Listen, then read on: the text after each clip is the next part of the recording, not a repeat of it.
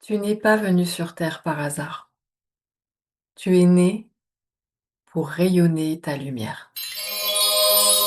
Pas simplement survivre, suivre des voies toutes tracées ou vivre une vie qui ne te correspond pas. Non. Tu es ici pour être pleinement toi-même et offrir au monde ce que toi seul peux lui apporter. Parce que l'univers a besoin de femmes conscientes, libres et rayonnantes pour participer activement à l'émergence de la nouvelle Terre. Et si aujourd'hui tu sens que ta vie doit changer, que quelque chose de plus grand t'appelle, si tu as l'impression de piétiner, de tourner en rond, de chercher dans toutes les directions sans vraiment te trouver, peut-être qu'il est temps pour toi d'arrêter de survivre et de devenir pleinement toi. Bonjour, je m'appelle Aria Lucille et si aujourd'hui je te parle de transformation, c'est parce que j'ai moi-même traversé ce chemin. Je n'ai pas toujours eu confiance en moi, en la vie. Pendant très longtemps, je me suis sentie différente, très seule, même entourée. D'ailleurs, entre 14 et 19 ans, je suis devenue boulimique parce que je ne m'aimais pas, je n'aimais pas mon corps, je n'aimais pas ma vie. La souffrance était telle que la boulimie est devenue le seul moyen pour moi de tenir debout. Alors, je m'en suis sortie. J'ai trouvé des façons de me nourrir autrement. Et c'est d'ailleurs comme ça que je suis devenue ma propre coach. Et puis, j'ai pu réaliser mes rêves d'enfance. Je chantais sur scène, puis je suis devenue guide-interprète dans des sites touristiques, et puis je suis devenue prof d'anglais. Ça aussi, c'était un rêve d'enfant. À 30 ans, j'avais tout réussi. Tout ce que j'avais voulu, je l'avais. Le couple, le travail, la maison, les amis, tout semblait parfait, jusqu'au jour où tout a basculé. Et pas qu'un peu. Un matin, je me suis réveillée au bord du gouffre. J'avais carrément perdu le goût de vivre. Extérieurement, tout allait bien, mais intérieurement, je me sentais morte. Et je ne comprenais pas ce qui m'arrivait. Alors bien sûr, aujourd'hui, avec le recul, je vois ce qui s'est passé. Je vois que cette crise, c'était un cadeau. Parce que la vie m'invitait à me réveiller, à sortir de cette existence qui me donnait l'illusion du bonheur, à cesser de survivre pour réellement vivre. Parce que, en fin de compte, même si j'avais choisi beaucoup de choses dans ma vie, je n'étais pas réellement libre. Parce que je vivais dans l'effort permanent, dans la lutte, dans le faire, sans même m'en rendre compte. Alors, j'ai commencé à écouter mon appel intérieur. J'ai quitté ce qui ne me correspondait plus. J'ai démissionné d'abord, et puis mon couple s'est arrêté, et j'ai accepté de sauter dans l'inconnu, sans filet. Alors oui, ça fait peur. Mais en vérité, c'est là qu'a commencé la plus grande aventure de ma vie. Une aventure qui m'a amenée à plonger profondément en moi-même, à rencontrer mes blessures, mes peurs, mes insécurités, mes conditionnements, mais aussi mes ressources, ma lumière, ma véritable nature. J'ai appris à me faire confiance, à collaborer avec la vie plutôt qu'à lutter contre elle, et à nourrir cette puissance douce du féminin, du feu féminin, qui demandait depuis toujours à s'exprimer. Et c'est ainsi que peu à peu, je suis passée d'une vie où je m'éteignais à une vie où je me sentais pleinement vivante. Pas parce qu'elle est devenue parfaite, non, mais parce qu'elle est devenue profondément alignée avec qui je suis. Alors aujourd'hui, je me sens libre, je me sens souveraine, je me sens à ma place. Et ce n'est pas le fruit du hasard, c'est le fruit d'une décision, la décision de me transformer. Parce que si le changement est inévitable, la transformation, c'est un choix. Et si toi tu sens aussi qu'il est temps pour toi de faire ce choix, reste bien avec moi, parce que dans cette conférence, je vais te partager les 4 ingrédients qui m'ont permis de sortir de la survie, de devenir pleinement moi-même et d'incarner ma puissance de femme lumière. Parce que ce n'est pas en te rapetissant que tu aides le monde. Au contraire, c'est en osant déployer tes ailes et rayonner pleinement qui tu es.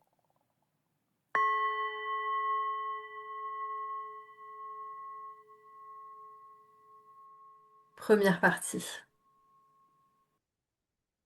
Le premier pouvoir que j'ai appris à développer, c'est celui de la conscience. Je ne parle pas ici de morale ou d'intelligence intellectuelle. Je parle de la capacité à voir. Voir ce qui est, voir ce que je vis, voir ce que je crée, voir qui je suis vraiment. Car tant que je ne vois pas, je subis. Et c'est exactement ce qui m'est arrivé. Pendant des années, j'ai cru être une femme libre. J'avais fait des études, j'avais un métier que j'aimais, j'étais indépendante, j'avais construit la vie dont je rêvais. Et pourtant, je souffrais. Je vivais dans la tension permanente. Je travaillais énormément, je voulais bien faire, j'essayais de sauver tout le monde. Je me sentais responsable de tout et je croyais que c'était normal. Je ne voyais même pas le problème, jusqu'au jour où mon corps a commencé à dire non. Chaque mois, j'étais terrassée par des crises de gastrite et de fil en aiguille, un matin, je me suis réveillée et j'ai perdu le goût de vivre. C'est à ce moment-là qu'une question a changé ma vie. Mon maître Reiki m'a demandé: pourquoi tu t'infliges ça? J'ai répondu: par conscience professionnelle, les élèves ont besoin de moi. Et il m'a simplement demandé: mais qui prend soin de toi? Et là, cette question a ouvert une brèche dans mon système de croyances. J'ai compris quelque chose d'essentiel. Je souffrais non pas à cause de mon travail, mais à cause de la façon dont je percevais mon rôle. Je me croyais indispensable. Je me croyais responsable du bonheur des autres. Je m'étais oubliée. Et c'est cette prise de conscience qui a marqué le début de mon réveil. Et j'ai alors découvert quelque chose de fondamental. Toute souffrance est une information. Elle vient nous montrer un endroit où nous ne voyons pas clairement. Un endroit où nous sommes coupés de nous-mêmes. Un endroit où nous avons oublié qui nous sommes. Et souvent, c'est précisément la crise qui nous réveille. La crise devient une invitation à regarder plus profondément, une invitation à se rencontrer. Et pour moi, cette rencontre a commencé après ma démission, lorsque j'ai accepté de tout quitter, tout ce qui me rassurait, mon couple, mon métier, mes repères, mes certitudes, mon ancienne identité, et j'ai sauté dans le vide. Alors évidemment, ce vide me terrifiait, parce que je croyais que sans mes rôles, sans mes réussites, sans mes sécurités, j'allais mourir. Et en fait, c'était tout l'inverse. C'est précisément quand j'ai accepté de tout lâcher que j'ai vraiment commencé à vivre. Et ce qui m'a aidé à lâcher, ce sont des enseignements qui ont changé ma vie. Lorsque je me suis formée pour devenir prof de yoga, j'ai découvert entre autres une pratique qui s'appelle Neti Neti. Ce qui veut dire je ne suis pas ceci, je ne suis pas cela. Je ne suis pas mon métier, je ne suis pas mes blessures, je ne suis pas mes pensées, je ne suis pas ce corps, je ne suis pas ces émotions, je ne suis pas les rôles que j'ai appris à jouer pour être aimé. Mais alors, qui suis-je? Pendant des années, c'est précisément cette question qui est devenue le cœur de mon chemin. À travers la méditation, à travers le yoga, à travers les soins énergétiques, et plus tard à travers des états de conscience expansés que j'ai vécus grâce aux méditations énergétiques de l'expérience Stargate. À ce moment-là, j'ai commencé à voir, pas seulement à voir, mais à découvrir de l'intérieur que la réalité, c'est quelque chose de bien plus vaste que ce que j'avais imaginé. J'ai compris que nous sommes bien plus que notre histoire personnelle, bien plus que notre personnage humain. J'ai reconnecté à des dimensions de moi-même que j'avais longtemps ignorées ou rejetées. Et surtout, j'ai commencé à expérimenter directement quelque chose que je ne pouvais auparavant qu'imaginer. La conscience n'est pas une idée. La conscience est une expérience. Plus ma conscience s'élargissait, et plus je comprenais que la vie n'était pas quelque chose à contrôler, mais plutôt quelque chose à observer, quelque chose de vivant, quelque chose d'infiniment aimant et intelligent. La vie me parlait à travers mes émotions, à travers mes relations, à travers les défis, les synchronicités, à travers tout ce qui se présentait sur mon chemin. J'ai commencé à voir la vie comme un miroir qui me montre tout ce qui demande à être vu, accueilli et transformé. Et cela m'a conduite à une autre découverte essentielle. Pendant longtemps, je croyais que le bonheur était un objectif, quelque chose que j'atteindrais un jour, quand j'aurais réglé mes problèmes, quand je serais guérie, quand ma vie serait parfaite. Mais ce jour n'arrivait jamais, parce que le bonheur n'est pas une destination. Le bonheur, c'est une façon d'être en relation avec la vie. C'est la capacité à être pleinement présente, à accueillir ce qui est, à percevoir la beauté, même au cœur de l'imperfection, à choisir la gratitude plutôt que le manque et à revenir ici et maintenant. La conscience ne supprime pas les défis, non. Elle change notre façon de les vivre. Elle nous permet de passer du rôle de victime à celui de créatrice consciente. Elle nous permet de voir ce que nous ne voyions pas auparavant. Et lorsque nous voyons clairement, nous pouvons enfin choisir. C'est pourquoi je considère que la conscience, c'est le premier pouvoir à activer. Parce qu'avant de se réaliser, il faut d'abord voir. Voir ce qui est, voir ce qui te limite, voir qui tu es et commencer à te souvenir. Parce que voir n'est pas suffisant. Pendant longtemps, j'ai cru que Comprendre mes blessures allait me guérir, parce que j'avais identifié mes schémas, je connaissais mon histoire, je comprenais pourquoi je souffrais, et pourtant la souffrance était toujours là. C'est là que j'ai découvert une vérité essentielle. Comprendre n'est pas guérir. La conscience révèle, mais c'est l'amour qui transforme. Et c'est ce dont nous allons parler maintenant.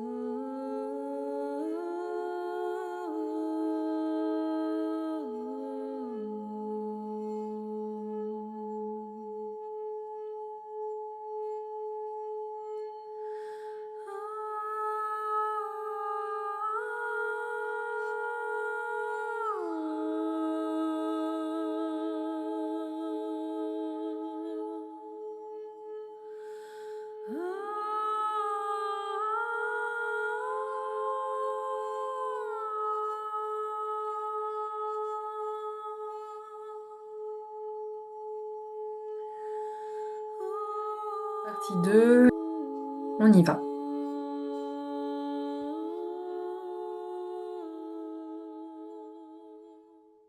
Dans la première partie, nous avons parlé de la conscience. La conscience permet de voir, de se réveiller, mais j'ai compris quelque chose d'essentiel. Comprendre n'est pas guérir. C'est là que j'ai compris qu'il existait une deuxième étape, une étape indispensable, l'amour. Pendant longtemps, je m'étais trompée sur ce qu'était guérir. Je croyais que guérir signifiait lutter contre la douleur. Mais j'ai découvert que ce à quoi on résiste persiste. La guérison ne consiste pas à fuir ce qui fait mal. Elle consiste à rencontrer avec amour ce qui demande à être vu. Quand l'amour apprend à protéger. Pendant longtemps, j'ai vécu dans la peur de mon père, même adulte.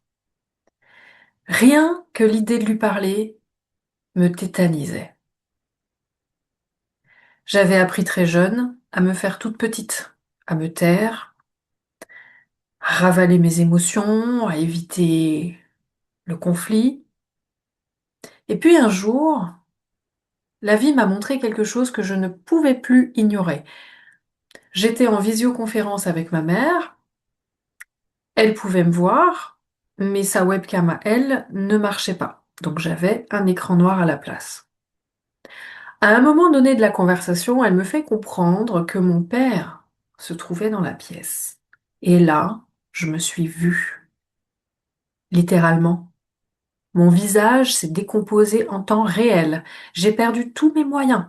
Je me suis ratatinée, comme si toute intelligence, toute présence, toute force disparaissait d'un seul coup. Et j'ai été complètement choquée. Parce que pour la première fois, je voyais de l'extérieur ce que me faisait cette peur. Et ce jour-là, quelque chose en moi a dit, ça suffit. J'arrête d'avoir peur. J'arrête de me trahir. Et donc plus tard, j'ai pris mon courage à deux mains, la voix tremblante, le cœur battant.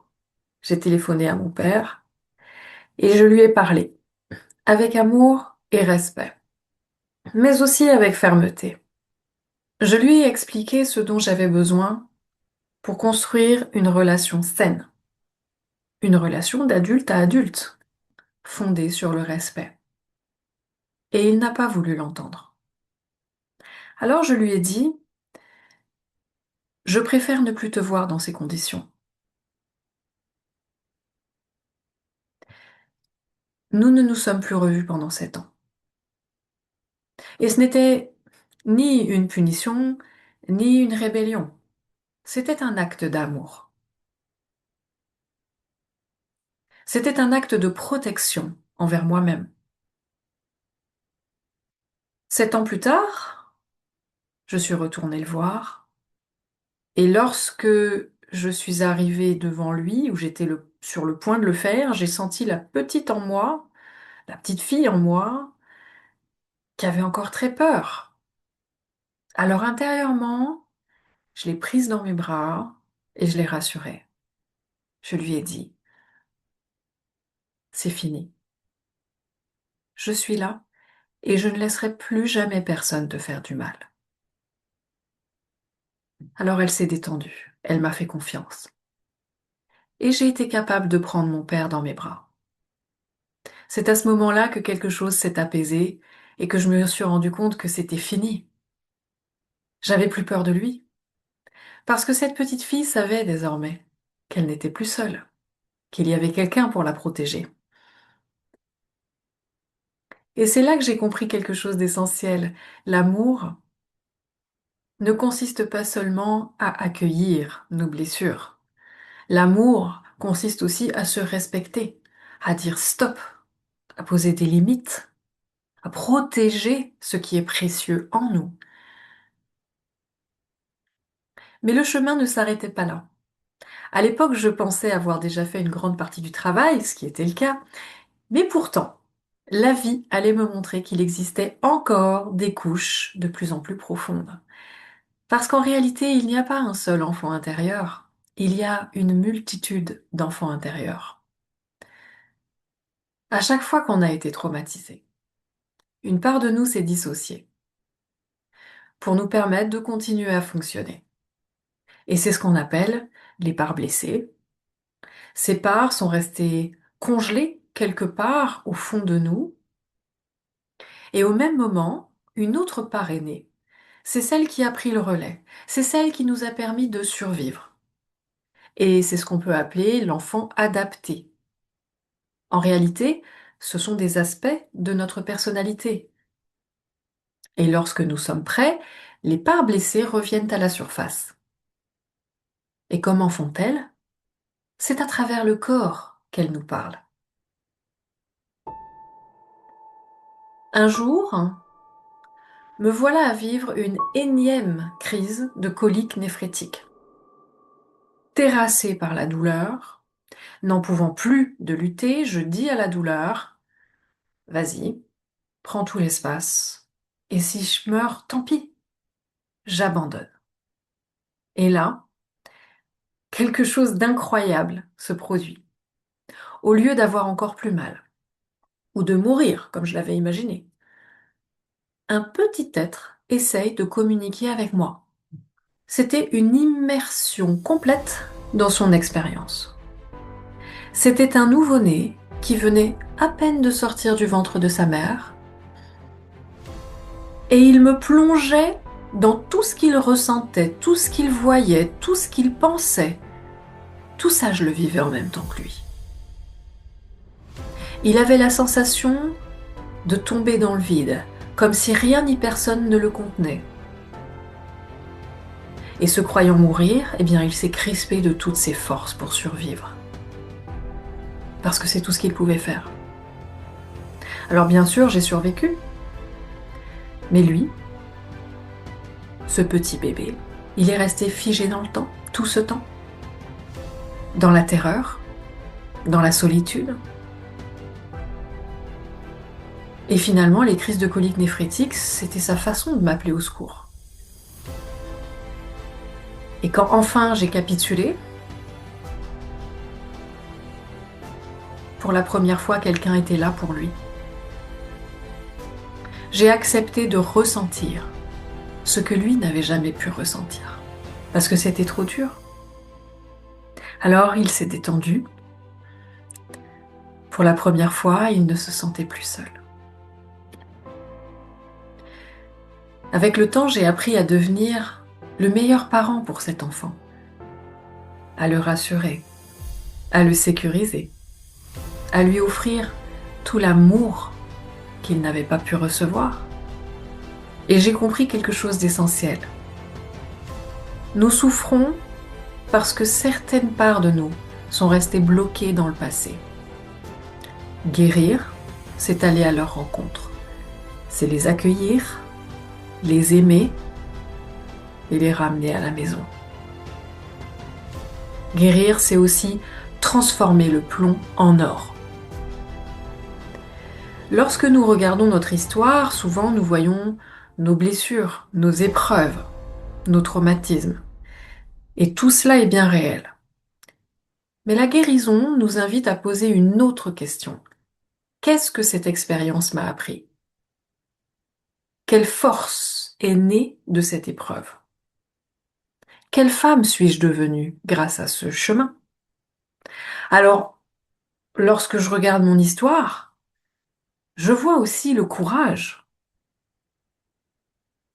la résilience, la profondeur, la sensibilité, la capacité à aimer, la capacité à accompagner. C'est ça, transformer le plomb en or.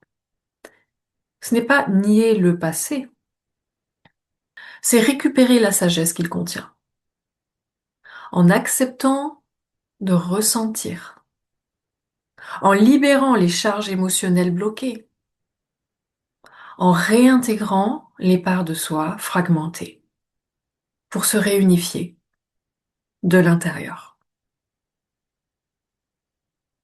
Pour conclure, nous avons vu que la conscience nous permet de voir, l'amour nous permet de guérir.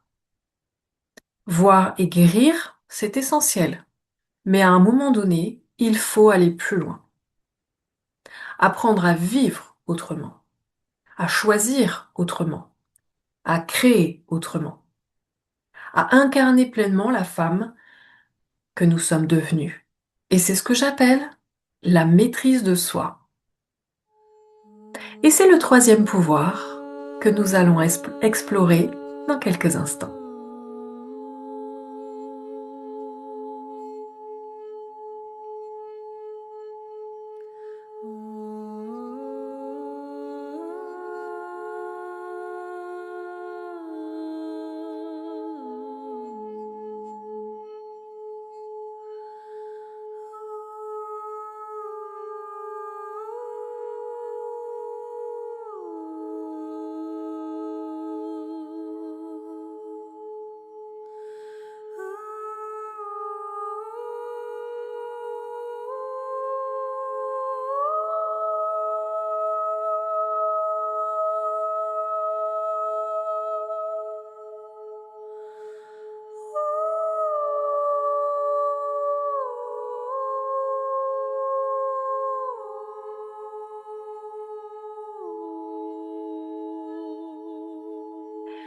Le pouvoir de la maîtrise de soi ou l'art de devenir créatrice consciente.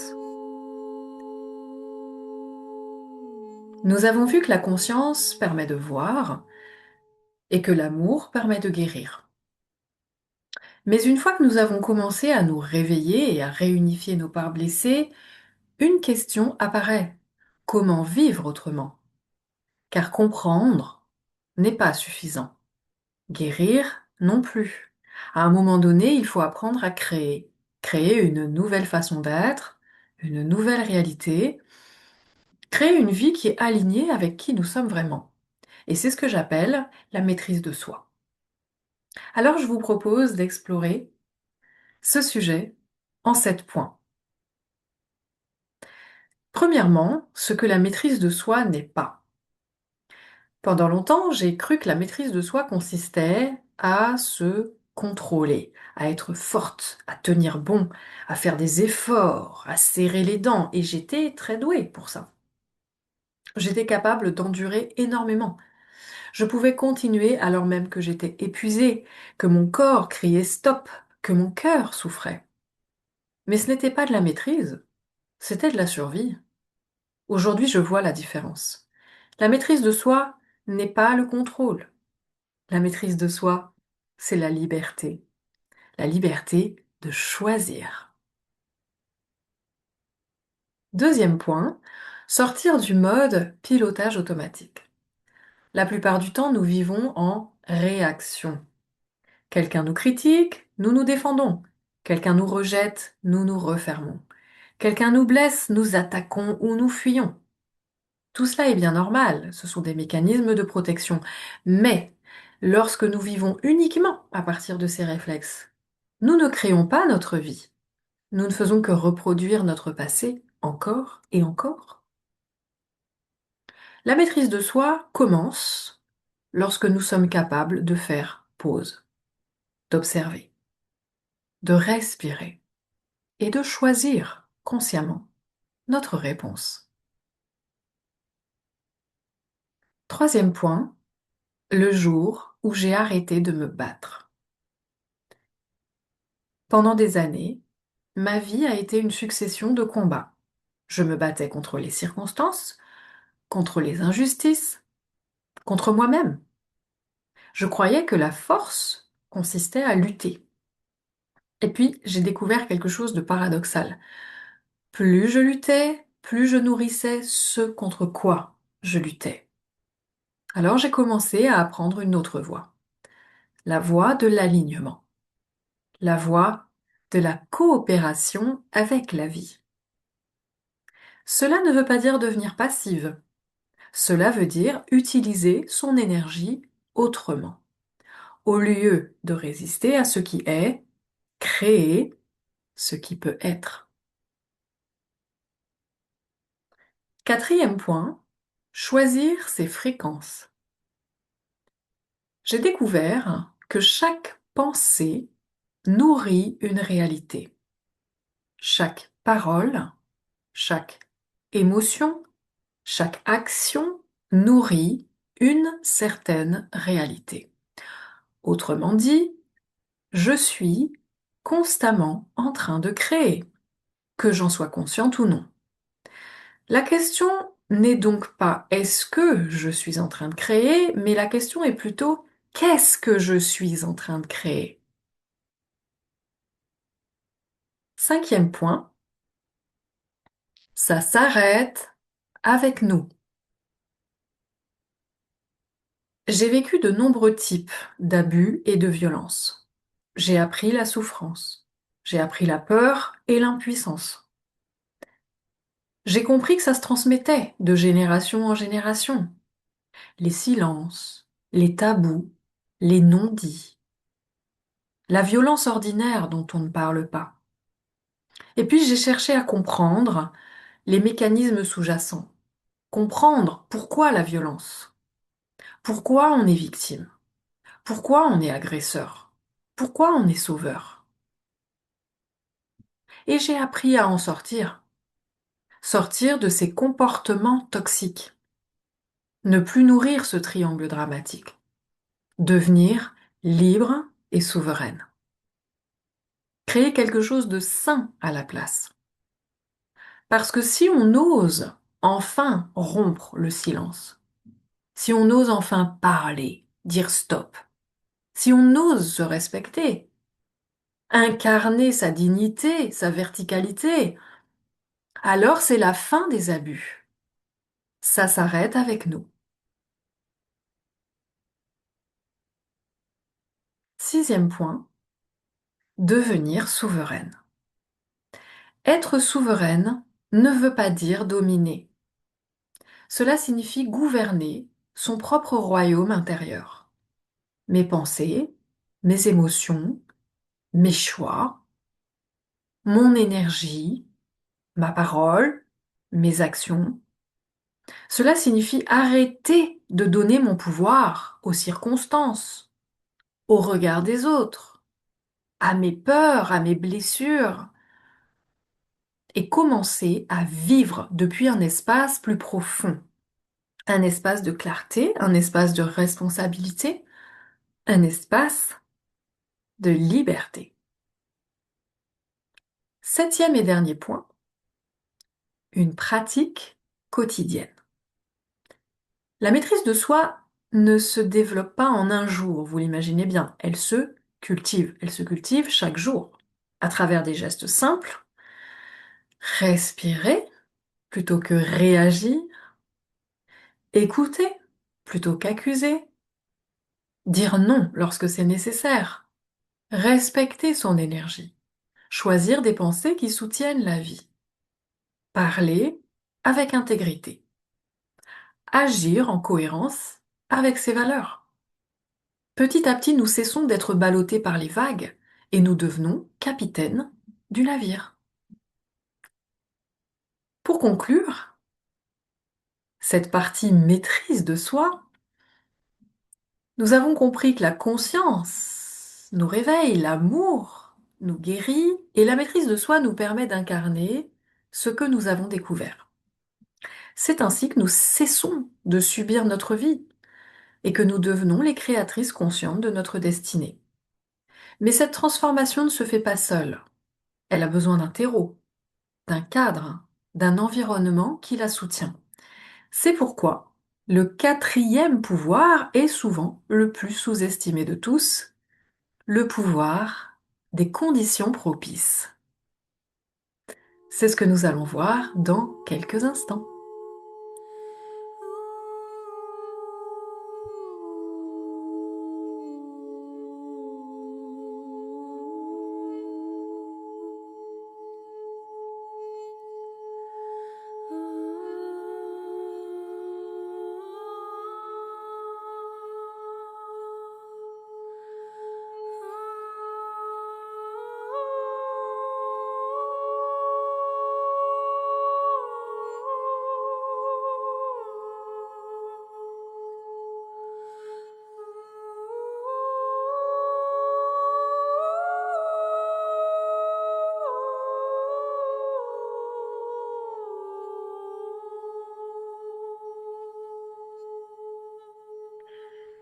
Le pouvoir des conditions propices. Pendant plus de 20 ans, j'ai cherché, j'ai lu beaucoup de livres, suivi des formations, participé à de nombreux stages. J'ai fait différents types de thérapies, reçu des soins. En 20 ans, j'ai investi plus de 50 000 euros sur moi. Et je ne regrette rien, parce que tout m'a apporté quelque chose et a contribué à ce que je devienne qui je suis aujourd'hui.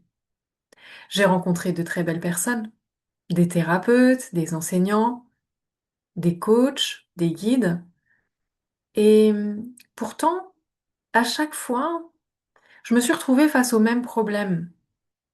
Leurs limites de disponibilité et de compétences face à mes besoins, face à mes attentes.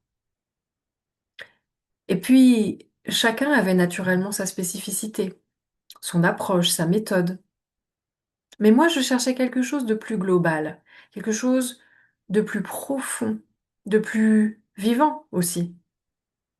Alors, j'ai trouvé de très belles formations, des accompagnements parfois présentés comme haut de gamme, mais souvent, j'en ressortais frustrée parce que si j'avais appris beaucoup de choses, en fin de compte, je ne me sentais pas plus avancée.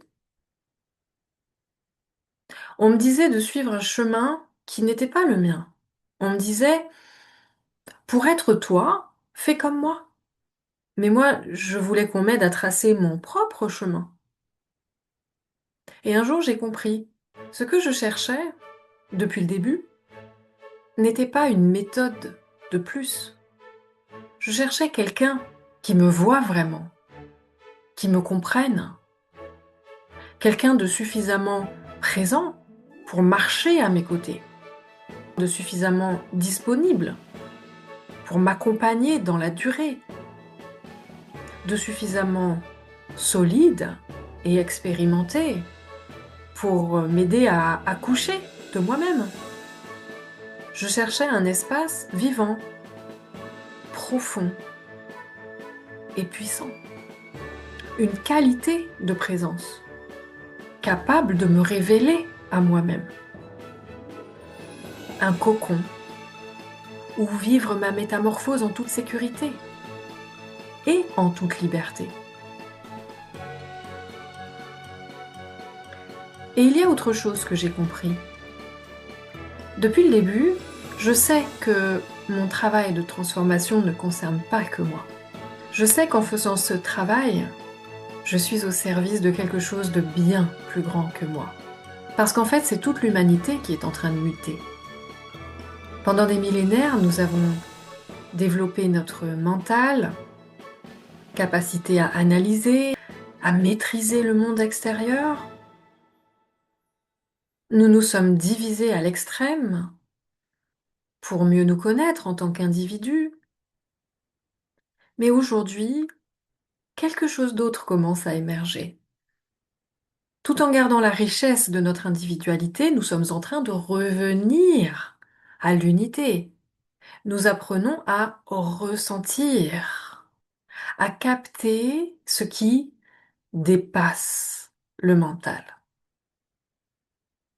Nous sommes en train de nous réouvrir à une réalité bien plus vaste, où nous ne sommes plus séparés de la vie. Et c'est aussi une réalité biologique. C'est notre ADN dormant qui est en train de se réveiller.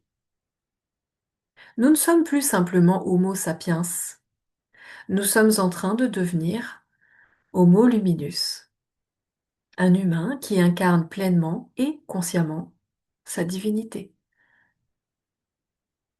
Certaines femmes entendent cet appel avant les autres, non pas parce qu'elles seraient meilleures que les autres, mais parce qu'elles sont nées pour ça. Ce sont les éclaireuses, les premières de cordée, celles qui ouvrent le chemin. Et c'est à ces femmes-là que je m'adresse. C'est pour elles que j'ai créé Libre et Souveraine.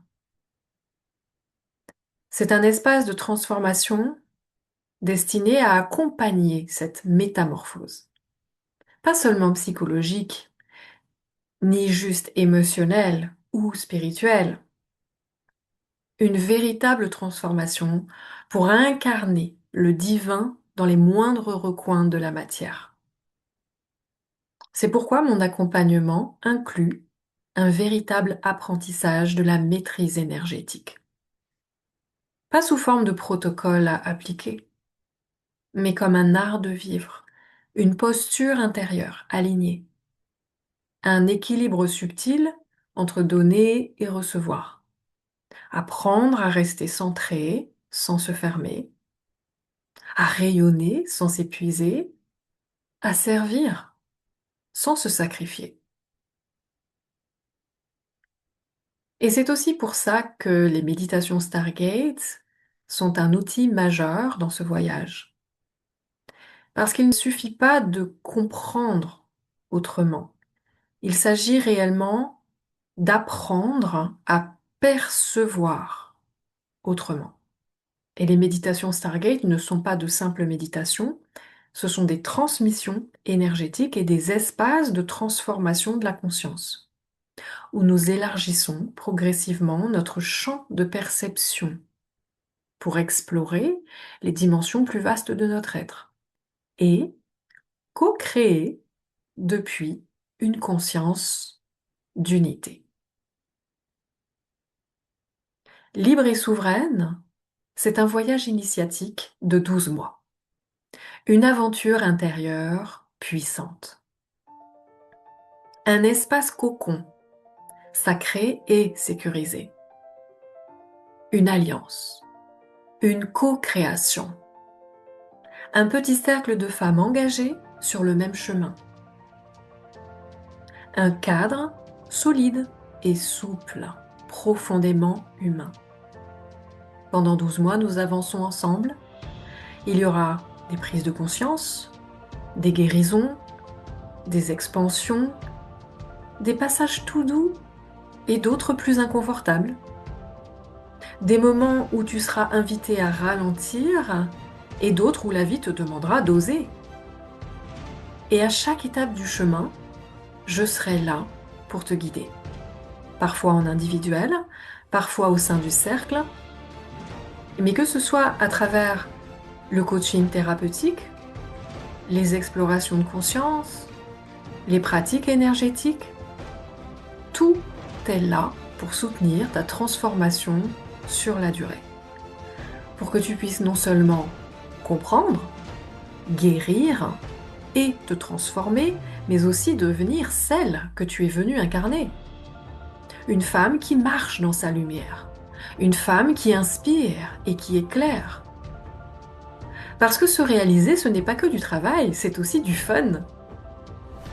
On peut faire un travail profond et puissant, tout en s'amusant, et c'est ce que j'appelle travail-jouer.